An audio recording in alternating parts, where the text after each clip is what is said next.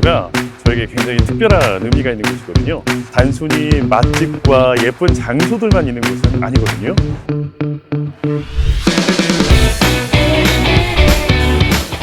미술 교과서에서나 볼 수 있을 법한 데미안 허스트라든지 앤디 워홀이라든지 백남준이라든지 어마어마한 거장들의 작품들이 이곳에 막 덩그러니 놓여 있어요.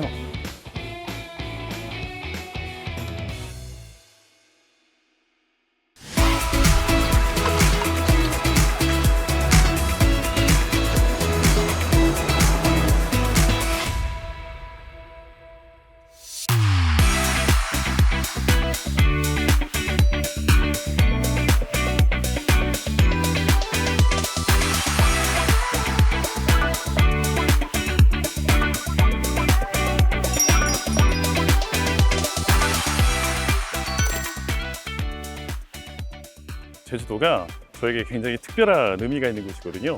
사실 제 고향이 바로 이곳 제주도입니다. 저에게는 고향이다 보니까 제가 사랑하고 제가 살았던 이 고향 제주도를 많은 분들이 더 많이 잘 아셨으면, 그리고 더 많이 좋아해 주셨으면 하는 바람에서 우리 첫 번째 독강세 장소를 이곳 제주도로 선택을 했거든요. 물론 제주도 많이 오시겠지만 사실 제주도가 단순히 맛집과 예쁜 장소들만 있는 곳은 아니거든요. 보석처럼 감싸져 있는 좋은 미술관들, 박물관들도 많이 있기 때문에 여러분들에게 그런 감춰진 곳들을 좀 소개시켜주고 싶은 마음에 이곳 제주도를 선택했습니다. 오늘 첫 번째 촬영의 키워드는 제가 재생과 예술이라는 키워드로 선택을 해봤거든요.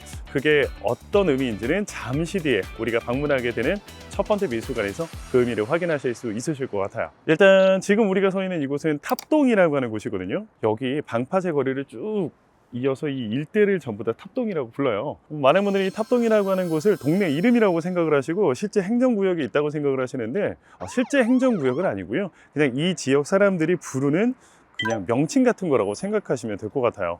왜 이 지역 이름이 그럼 탑동이라고 지어지게 되었을까? 보시는 것처럼 앞쪽에 바다가 쫙 펼쳐져 있습니다. 과거에는 이렇게 해안도로가 조성되어 있지도 않았고요. 그냥 바로 항구였어요. 수많은 어선들이 여기서 고기를 잡기 위해 바다로 나아갔었는데 인근 지역에 살고 있는 어촌의 부인들이 바다로 고기를 잡아 떠나는 남편을 바다에서 잃는 경우가 좀 많았었거든요. 그래서 수많은 과부들이 더 이상 이런 바다에서 남편을 잃지 않기를 바라는 마음을 담아 정식으로 제대로 된 탑을 쌓지는 못하고 흔하게 주변에서 볼 수 있는 돌들을 가져다가 자연스럽게 탑을 좀 쌓기 시작했어요. 그래서 이 인근에는 언제나 돌로 만든 탑들이 좀 많이 쌓여 있는 동네다라고 해서 탑이 많은 동네 탑동이라고 이름이 붙여지게 됩니다. 어촌 마을이었었는데 여기서 한 10분 정도만 지금도 딱 비행기가 지나가죠.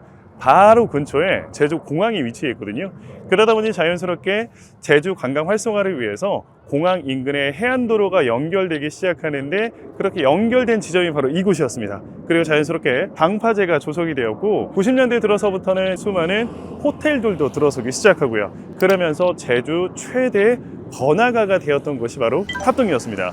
그런데 문제는 2000년대 들어서면서부터 이 상업의 중심지가 옮겨지기 시작해요. 최근에 제주도에 40층이 넘는 호텔이 들어섰다라고 하면서 이슈가 된 뉴스를 보신 적이 있으실 텐데 그곳이 바로 노영동 신제주라고 하는 곳이거든요. 상업의 대부분의 중심지도 그쪽으로 옮겨지다 보니까 이곳 탑동은 서서히 쇠락의 길로 돌아서기 시작합니다. 이후 사람들의 기억에서 서서히 잊혀져가기 시작했지만 2012년부터 본격적으로 새로운 부활, 재생의 바람이 불기 시작했으니 그곳이 어떤 곳인지 지금부터 함께 찾아보시도록 하겠습니다. 자, 최근 제주 탑동에서 불고 있는 새로운 변화의 바람의 그 중심지에 해당되는 곳이 바로 아라리오 로드라고 하는 곳입니다. 2012년부터 아라리오 측에서는 이곳 탑동의 재활성화를 위해서 다양한 프로젝트를 진행하고 있는데요. 그 중심이 바로 이곳이고 여러분들이 이곳에 찾아오셔서 어떤 변화들이 일어나고 있는지 직접 확인해 보실 수 있습니다. 자, 이곳 탑동에서 주목해 보셔야 되는 건물이 바로 붉은색으로 외관이 칠해져 있는 아라리오 탑동 시네마라고 하는 곳입니다.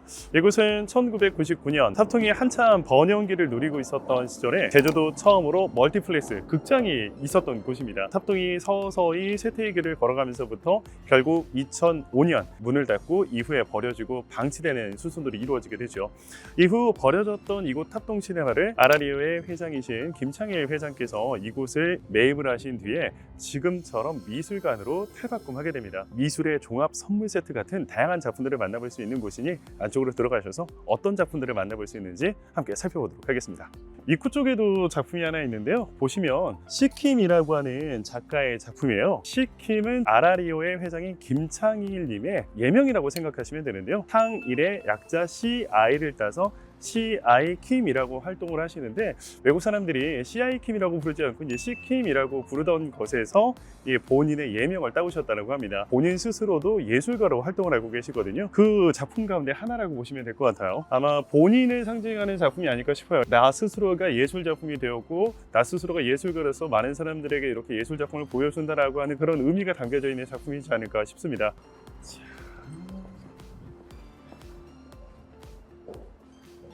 가끔 우리가 여행을 하다 보면 전혀 기대하지 않았다가 보물처럼 큰 선물을 받는 경우들이 있잖아요. 저한테는 이곳 아라리오 합동시네마가 딱 그런 곳이었어요. 제가 예전에 이곳을 방문했을 때는 그렇게 많이 기대하고 찾아봤었던 곳은 아닌데, 미술 교과서에서나 볼 수 있을 법한 데미안 허스트라든지 앤디 워홀이라든지 백남준이라든지 어마어마한 거장들의 작품들이 이곳에 막 덩그러니 놓여 있어요. 아니, 이 작품이 여기 왜 있지 싶을 만큼 엄청난 걸작들이 기다리고 있으니까 함께 안쪽에 들어가셔서 만나보시도록 할게요. 조금 더 안쪽으로 오시죠. 총 5층으로 구성이 되어 있는데요. 우리는 5층부터 올라가서 아래쪽으로 걸어 내려오는 순으로 작품을 만나보도록 할 겁니다. 자, 어디부터 보라라고 정해져 있지는 않아요. 그런데 어차피 5층까지 보셔야 되기 때문에 걸어 올라오시는 것보다는 엘리베이터 타고 5층부터 보시면서 걸어 내려가시는 게 더 편하지 않을까 싶거든요. 선택은 자유이기는 하지만 저라면 일단 5층부터 올라와서 1층으로 내려가겠어요. 자, 안쪽으로 가시죠. 현재 5층에서는 상선전뿐만 아니라 개인전도 진행이 되고 있거든요. 단순하게 작품만 많이 가지고 있는 것이 아니라 수많은 작가들을 후원하기도 하고 전속 작가들도 현재 많이 활동을 하고 있는 상황이에요. 그래서 현재 아라리오에 소속되어 있는 전속 작가 한 분이신 원성원 작가님의 개인전도 이곳에서 진행되고 있거든요. 전시 제목이 현실주의자의 공상이라고 적혀져 있어요. 좀 상반되는 단어잖아요. 어떻게 현실주의자가 공상을 할 수 있을까? 작품을 보시면 어떤 의미인지 확인해 보실 수 있으십니다. 원성원 작가의 작품 같은 경우에는 자세히 들여다보시면 그 특이점을 발견하실 수가 있는데요. 그냥 보았을 때는 그냥 예쁜 풍경화 아닌가라는 생각이 드실 텐데요. 자세히 들여다보시면 뭔가 좀 특이합니다. 자세히 들여다보면 뭔가 좀 이상해요. 그림자가 없어요. 그렇죠. 그림자가 없습니다. 이건 작품 과정을 확인하면 왜 그림자가 없는지를 확인하실 수가 있는데요. 원성원 작가님 같은 경우에는 작품을 구상하시기 전에 굉장히 많은 오브제들의 사진을 찍으세요. 그 다음에 그 안에 등장하는 요소 하나하나를 전부 다 디테일하게 떼어낸 다음 이걸 전부 다 하나로 합치는 방식으로 작업을 진행을 하세요. 사실 이런 식으로 작업을 하려면 이 모든 요소들을 다 사진으로 찍고 이걸 다 잘라낸 다음에 이걸 또 전부 다 작품 속에 조화롭게 또 합쳐야 되잖아요. 아마 그 작업 과정이라는 것 자체가 굉장히 좀 힘들었을 것 같아요. 원성원 작가님의 말에 따르면 오히려 이 작업 자체가 본인에게는 명상에 가까운 시간이었고 굉장히 행복한 작업이었었다라고 이야기를 하세요. 솔직히 이런 작업은 본인이 즐겁지 않으면 할 수 있는 작업은 아닌 것 같아요. 원성원 작가께서는 작품 활동을 하실 때 항상 새로운 곳으로 여행을 떠나고 그곳에서 아무런 계획 없이 새롭게 맞이하게 되는 그 풍경, 그곳에서 만나는 사람, 그 수많은 오브제들을 만나는 것이 굉장히 즐거웠다라고 해요. 그 모든 것들이 다 작업을 앞둔 설렘으로 다가왔다라고 이야기를 하기도 하시네요. 저는 이 작품이 좀 재밌더라고요. 강아지 마을이라고 하는 작품인데 아마 원성원 작가께서는 이 작품을 만들기 위해 이 마을의 모든 사진들을 각각 다 찍으셔서 아마 배경을 만드셨던 것 같고 작품 속에 등장하는 이 강아지들도 전부 다 따로따로 찍어서 합성을 하신 거가 아닐까 싶어요. 보시면 강아지도 전부 다 그림자가 없잖아요. 작가분은 마을을 이렇게 둘러보시면서 이 마을에서 쉽게 볼 수 있는 이 강아지들의 시선으로 마을의 모습을 다시 재편성하신 게 아닌가라는 생각이 들어요. 그러니까 누구의 시선으로 세상을 바라보느냐에 따라서 펼쳐져 있는 세상이 달라질 수도 있다는 것을 보여주는 작품이 아닐까라는 생각이 드네요. 혹시 오셔서 도대체 이 작품에서는 뭘 느껴야 되는 거야? 이 작품의 의미는 뭐야?